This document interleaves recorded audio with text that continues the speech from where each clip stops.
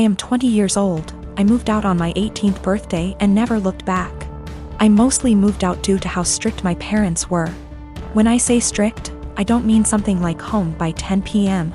I mean, I wasn't allowed to have friends older than me, even by a few months. I wasn't allowed any guy friends. If I had a project to work on at school and got partnered with a guy, my mom would tell my teachers to make me do it alone. I was only allowed on my phone if someone, mom or dad, was there to monitor what I was doing.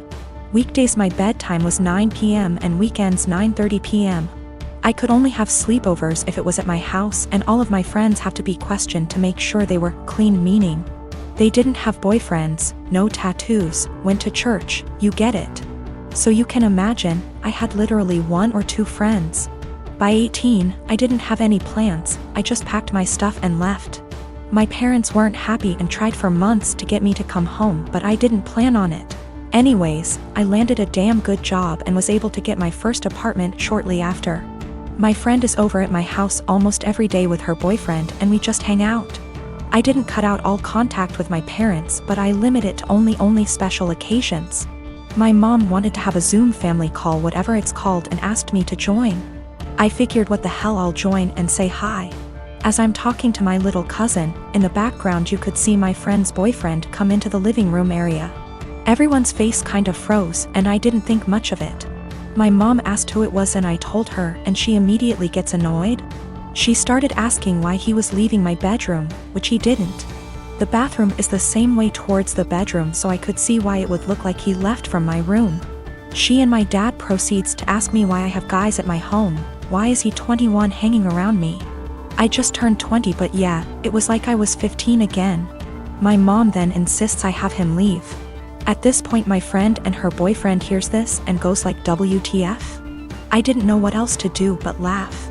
I said, "Are you out of your mind?" and laughed some more. I realized they were serious and said my goodbyes and hung up.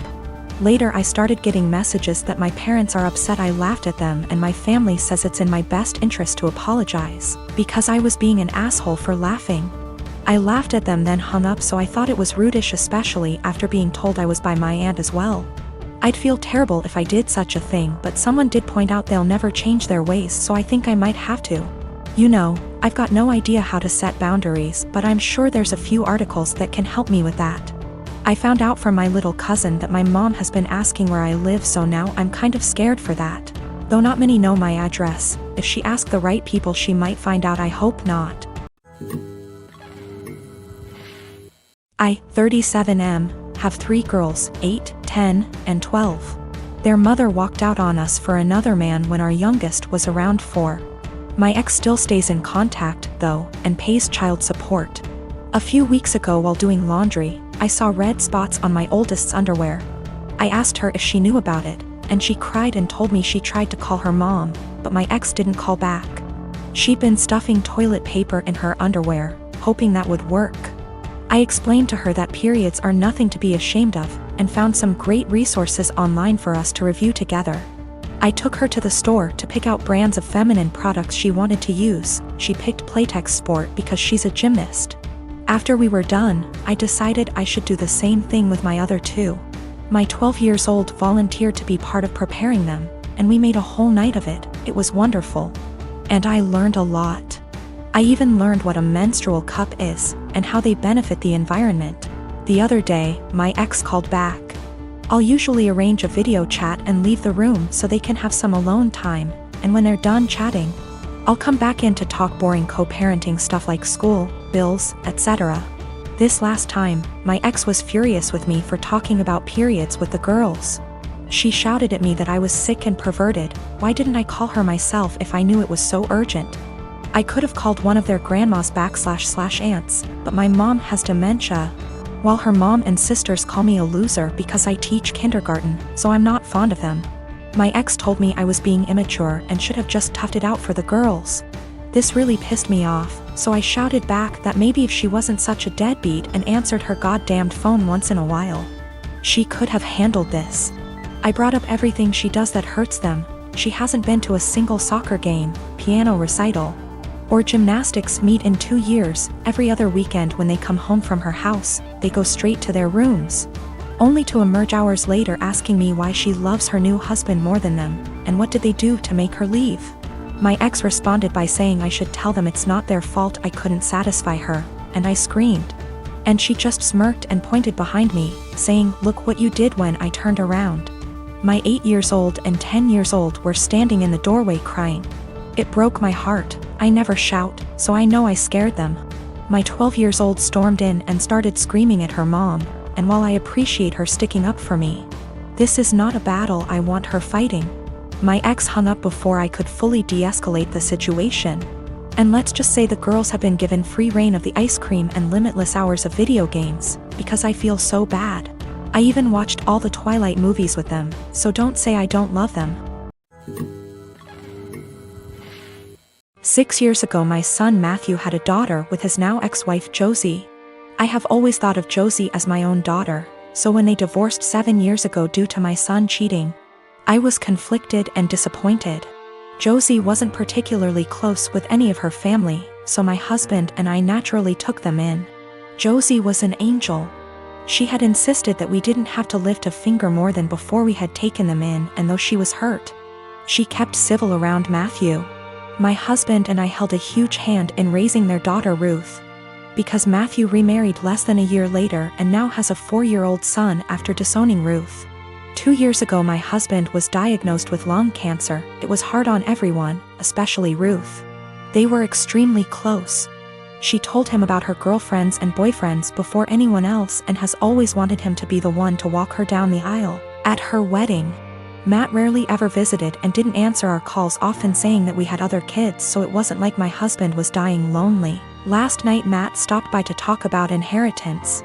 He never mentioned Josie nor Ruth and hinted that he thought he should get more inheritance than his siblings the entire time.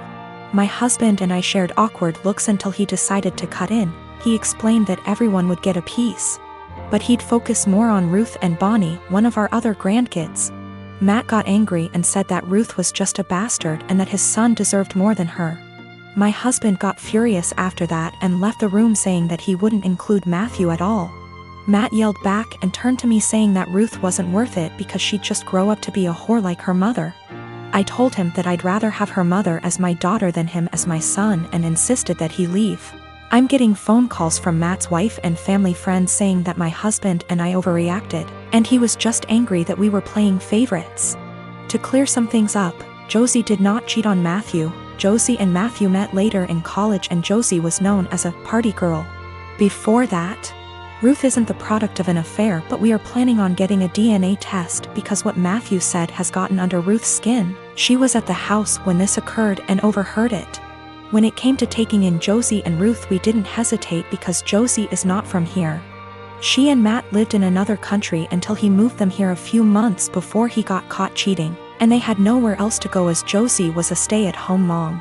I had no intentions of choosing Josie over Matt then and now, and I never discouraged Matt from visiting. I tried to make it very clear that we weren't picking and choosing when we took Josie in. We just wanted her and our granddaughter to be safe and have a good home. I met her 2 years ago when we worked together and quickly became very close. She helped me through the darkest times of my life. I was mid-split with an abusive ex when we met, and I helped her through some really tough and unimaginable things. There were lots of rumors at the time we were seeing each other and everyone assumed we were an item. But for the past 2 years our relationship has been purely platonic. She was my best friend, and up until a few weeks back I don't think we'd even ever hugged. Fast forward to a week ago, she came over for dinner and wine. This is very common and normal. We had more than usual and she was over the limit so couldn't drive, so she stayed the night. We slept in the same bed but apart and no physical contact again. It was completely normal and just as expected. We somehow didn't get up and ended up staying in bed until 10 p.m. the next day just talking. Sometime during that evening she got upset about something going on in her life. I rubbed her back while telling her everything will be okay, and then we just cuddled. Probably the first bit of real physical contact between us, but nothing was sexual. Didn't feel weird and she went home and it was all okay. This last weekend we had a hiking holiday planned, where we'd be sleeping in her van. She has a converted Transit. It's one bed but we thought we'd be fine. First night it was freezing, ending up cuddling and spooning, but again didn't feel sexual. Second night is where it all went a bit wrong. We drank a bit too much and the spoon ended up getting carried away. It seems to be a joint thing, and before I knew it we were kissing and touching each other everywhere. It was a bit of a frenzy of this for about 15 minutes until we both stopped and realized what we just did. After this we spoke a little and asked if either of us regretted it. We both said we didn't, but it was odd. She got upset and I told her it was okay, it didn't change anything and we could just draw a line under it. We woke up the next morning and it happened again. We didn't talk too much but then went for a walk, and then just before we headed home we ended up all over each other again. We were completely naked but again stopped, cuddled and lay there. We both agreed it was a what happens in X, stays in X type event. It was a really long trip home, 6 hours plus. During this she would rest her head on my hand on lap ECT, and it seemed very different to our usual dynamic. When we stopped at services for breaks we seemed to walk arm in arm. We kept kissing on and off, but it seemed strangely normal. We arrived back at her home. She lives with her dad at the moment, but just before I left she kissed me again and thanked me for a wonderful weekend. The following day she came over to get some stuff I took home with me. We end up just cuddling, kissing, feeling and so on again, but she has dinner with a friend and we stop it there. She goes on her way. This should feel really weird and strange, but it felt completely normal, and we both discussed it that it was so odd it felt normal. Yesterday she turned up unannounced at my place, which is not a normal thing, with coffee and donuts. We end up talking, cuddling, kissing again, and then we end up talking about what this is, the big problem. Neither of us were sure. She got panicky and burst out in tears and left. She said she was really scared and her words were, "I think I will end up pushing you away and hurting you, and I don't want to do that to you." I told her I would come and see her later and talk. I drove to her house, but her ex was there, another slight issue. They broke up 6 years ago, stayed close friends. He is a lovely bloke, but in his head he is certain they will get married and have children. She's had the conversation with him, but he seems to shut it off. If he found out she was seeing anyone he would get extremely angry. But there's so much family history intertwined between the both, it's really complicated. For that reason she has avoided seeing anyone in the past 6 years. The reason he turned up is she hadn't responded to him since the night we kissed. I went home when I saw his car and just said she could come to mine to chat later. She turned up, sad and very emotional.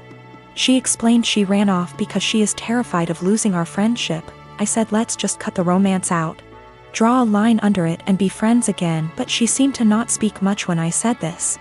I asked if her ex was the issue. She said it was nothing to do with us but a whole other issue. But that was not impacting what was going on between us. We sat quietly, hugged, and I tried to reassure it would be okay, and I wasn't going to start hating her for whatever reason. And I am completely fine with just being platonic friends again. We both agree and say whatever happens we stay friends and nobody gets hurt, but we will pull back from the more physical side. I woke up this morning really panicky. I have no idea where we are, where we stand, and absolutely terrified of losing our friendship. I don't know what to do or say. I felt sick to my stomach and can't eat at the thought of this. She is coming around later to collect some of her clothes she left last night, and I am thinking I need a plan of what to say / do. I cannot lose my best friend. She is absolutely everything to me, but I am worried we crossed a line and there's only one eventual outcome, which won't be good.